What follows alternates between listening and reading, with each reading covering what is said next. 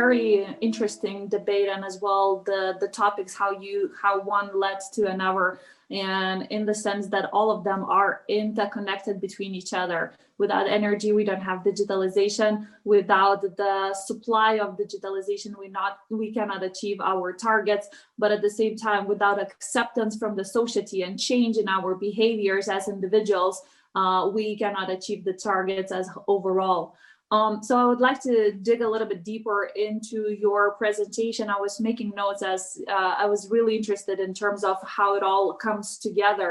So talking about digitalization as the mean for government reforms as such, what are the steps that could provide this high level of public services to reduce in terms of administrative burden for the citizens and businesses for the smaller living standards?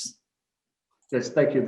This is a, I mean, very precise question when it comes to, it's been discussed for ages in a parliament, in a government, and in the NGOs about reducing the bureaucracy in administrative procedures when it comes to doing business, providing services, and etc. So I think the digital transformation when it comes to e-governance it is the key aspect on reducing the red tape, paper filling, and all that should be left behind in the past. But again, it should be done in a timely manner, because as I mentioned, yes, the majority of society, particularly young generation, they're very much keen on using the latest tech know-how and etc.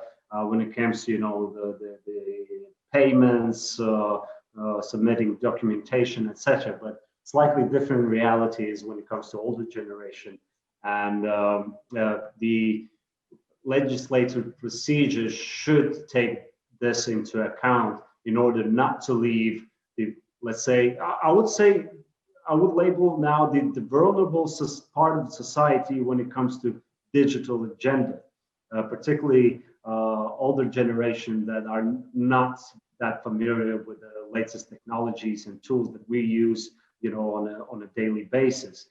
So that is something that we have to invest not only in the existing education system, but also to have a state programs that are dedicated in the learning activities for various society members of society. A fine example I can give is Canada's experience, where they have the program so-called the Horizon. The idea behind it is that imagine now someone who is from the younger generation, has all the skills, all the know-how, and he's able to teach others on how to use certain tools. Of course, it's much easier for him to teach something like that to similar age person, but when it comes to older generation, there's a different approach. Patience is one of the questions. I can give you an anecdote from my experience. Not that long ago, and I think my parents are very much considerably advanced when it comes to using the latest technology, but when it came to it took me almost a half day just to explain my father how he can attach document to his email. So this comes and coming back to Canada's experience, so they have set aside financial assistance to the senior citizens NGOs, self-organized, where they provide funding where certain seniors, they have developed these skills, are teaching other members of their community to acquire, and they shoot two rabbits with one shot. First is for the elder generation to socialize with each other, to learn new things, and that is something that benefits the whole society much better. But I kind of diverted from your the basic. That's actually that was a very good diversion, because no matter how we are trying to go digital and no matter how we are trying to talk about the economy and this, end of the day, we are still going back to the society, to the aspect of people, aspect of humans. And as well in admin consultancy, we are talking about how do you execute large change, global change across several countries, when the key success still lies within acceptance of the society, still lies within the behavior change in the culture. And that's as well talking about the Green Deal and any kind of recovery of sustainable energy, is we can make as many actions as we can as a government, but at the same time, it's almost so many actions can be done in order to change the perception of the society. And that's exactly, you know, the programs that you're mentioning in terms of the skill training and skill sharing in one way of experience sharing, but another way of that kind of learning or teaching the elders or different generations, give the skills of patience and give the skills that's so much needed for the future businesses as well. Another thing that you mentioned in your speech was in terms of the policy change. So in order for us to promote that EU digitalization programs, artificial intelligence and the new norm, in the speed that we want to be, the resilience to change and the government's ability to support that change needs to be very prompt, very agile, and very quick. And I guess now we are facing with this more hierarchical decision-making and policy-making process that in order to make those changes, it needs some time.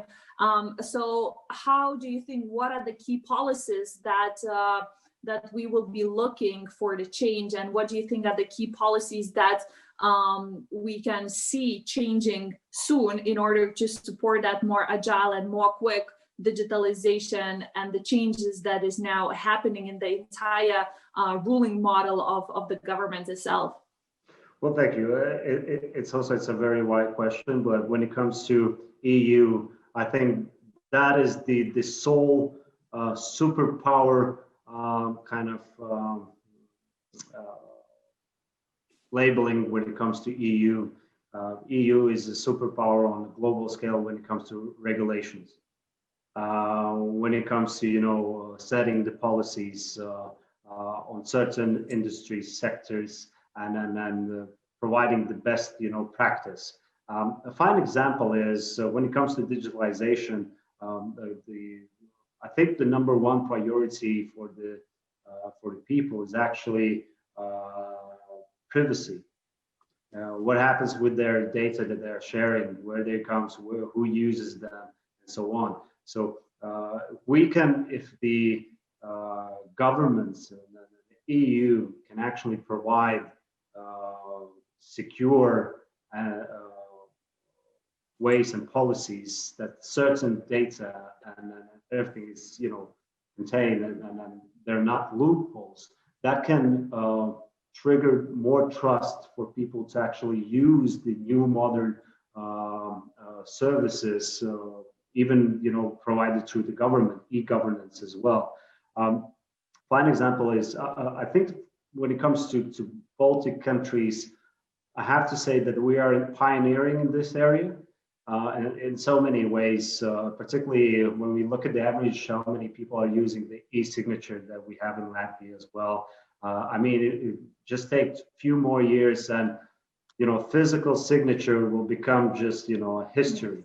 And it will be a new normal for everybody, daily business conduction as well. But when it comes to cross-border cooperation, we have already, arrangements with Estonia and Lithuania, where we recognize the e-signatures as well among the countries. So I think all these fine examples of different digitalization transformation when it comes to certain countries can bring EU on the table as a whole and apply the best practices and to agree to implement at the EU-wide level. Only when everybody is on board, then we can really strive and get the benefits on the digital transformation.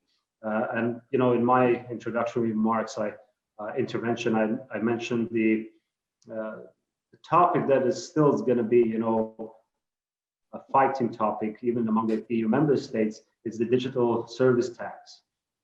Of course, we see a lot of companies are, refocusing their operations on the cyberspace, digital, space, and getting the fruits and benefits on providing the services, but not the right cost of or the benefits are being paid back to the society that's consuming it.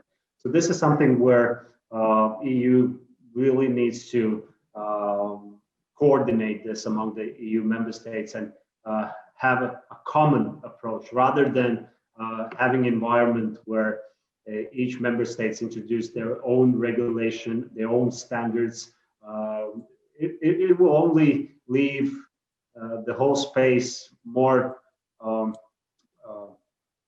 closer to how I describe the Wild West, where everybody talks about it. Everybody has their own kind of view on that. Everybody holds their finger on the trigger, but everybody's on a hold still. Who will shoot first? So I think in this regard, the European Commission incentives they are on the right direction. And digital transformation that is included also in the recovery fund is a good thing, and then we have to take the best out of it and bring economic growth and getting out of the current economic downslide much faster pace. I guess and another thing that I wanted to ask is, talking about the importance of the digitalization, you as well mentioned in your speech the importance of energy supply and dependency on a single source supply, and to get into that synergy and the synchronization between Baltic countries, dependency on that. And I guess pandemic taught the importance and the challenges of that energy security. And as you mentioned as well, that supply of non-stop energy security. So the question is, what steps are taken to ensure that energy security in Latvia as well? And what steps are taken to ensure that that synchronicity between the Baltic countries are coming to a fruition? Again, there's so many incentives, and we have to divide by the sectors. Is it energy that is produced by non-renewable sources or renewable energy? So when it comes to non-renewable, when it comes to gas, that is something that even in this area, Baltic countries have been an island for so many years, only depending on one supplier, which is Gazprom. Just recently, in my view, it is recently, 2017, we liberalized our gas market as well to diversify the chain supply of gas. That also includes I think the new generation of gas supply, which is the LNG terminals as well. So we have the coordination and plans on building the LNGs in a Baltic region and wider, as I mentioned, the Three Seas initiative as well. But of course, this comes with the obligations that we have taken up when we sign up for the new Green Deal. That's investment in renewable energies, reducing the non-renewable energy consumption. So this is something that opens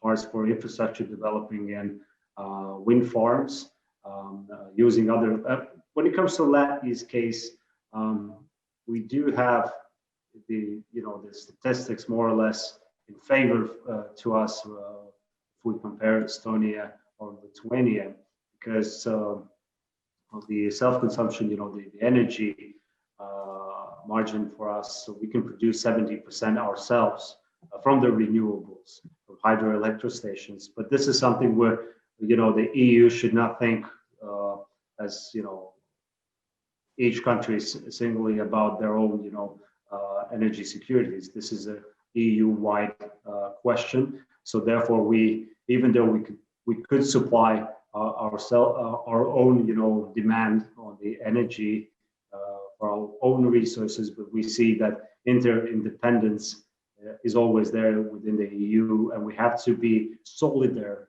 in this part as well. So bringing this up when we talk about solidarity and energy market, I think, and I have to put, I didn't follow so far on this discussion today in the dialogue, but Nord Stream 2, have anybody actually raised this question? It's still there. It's still building, even though there are, divisions within the EU on what are the actual purpose of building the Nord Stream 2. Actually, Baltic countries have, at least consensus on this, as we view it as a purely political project rather than economic one. And it really undermines the EU energy union's policies altogether. So this is something, of course, Latvia will investigate and look into where we can do more when it comes to new Green Deal and renewable energy, but it takes time.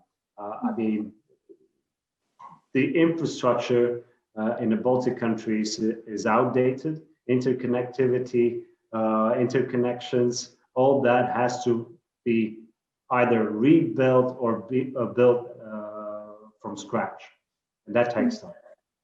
Absolutely.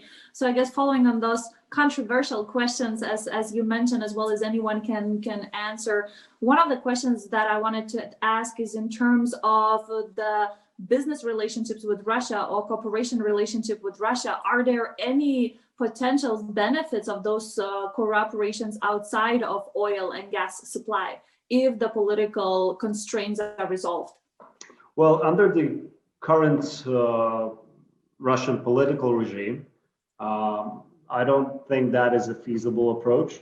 Time again and again, not only for the policymakers, but also for the business community, it has shown that Russia is not a reliable and stable market into which to invest. And therefore, we have a lot of sectors that have burned themselves by, over depending or over investing their operations in Russia, like the fishing industry in particular, and transit logistics as well.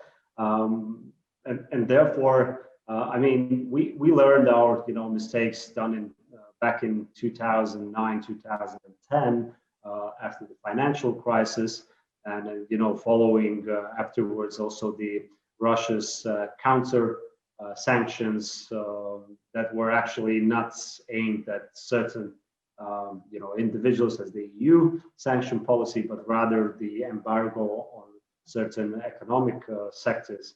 That showed us not only for the first time, I think it was already the third time where such thing occurs. And we have decided that in the long term, we invite also, yes, if you want to do business with Russia, do it with your own on your own risk, because the government has said this is not reliable, and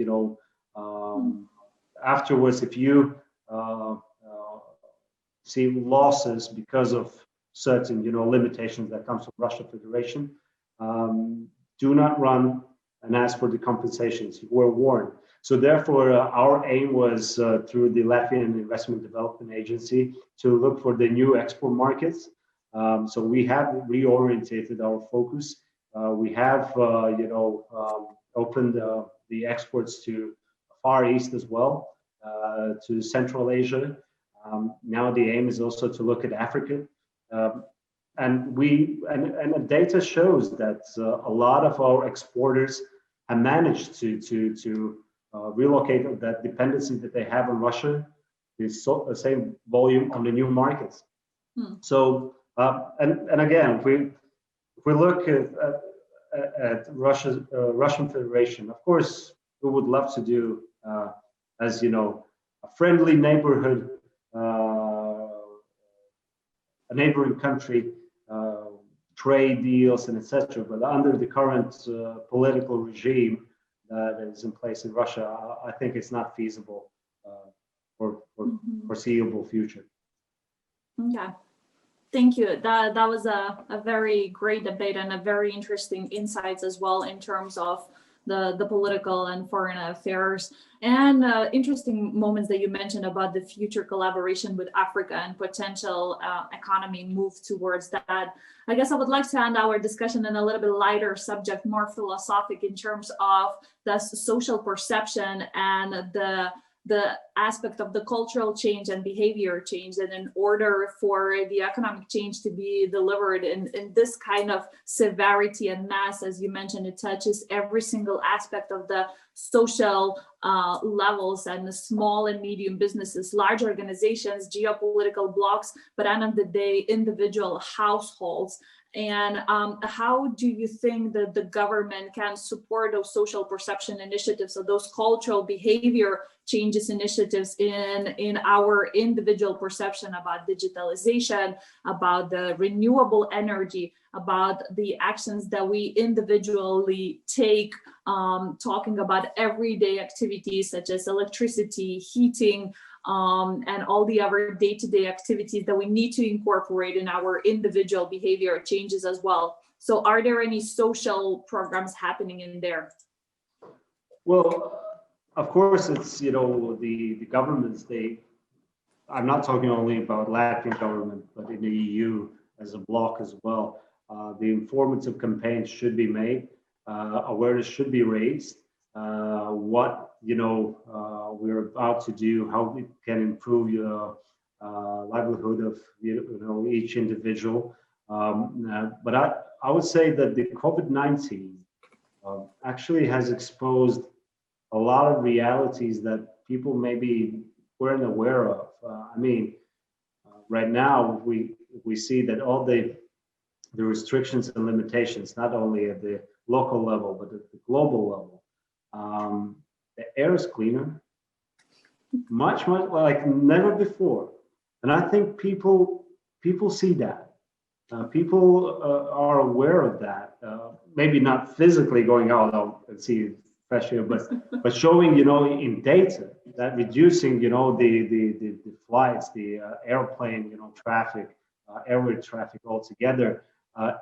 So the realization that we do with our habits so far, we do leave. Sorry, we do We're leave. Running out of time, we do leave, footprint after us. That will be, not maybe in our lifetime, but in our children's lifetime, with the great consequences. So this, with the COVID-19, also changed the digital, paradigms as well. The restrictions on movement.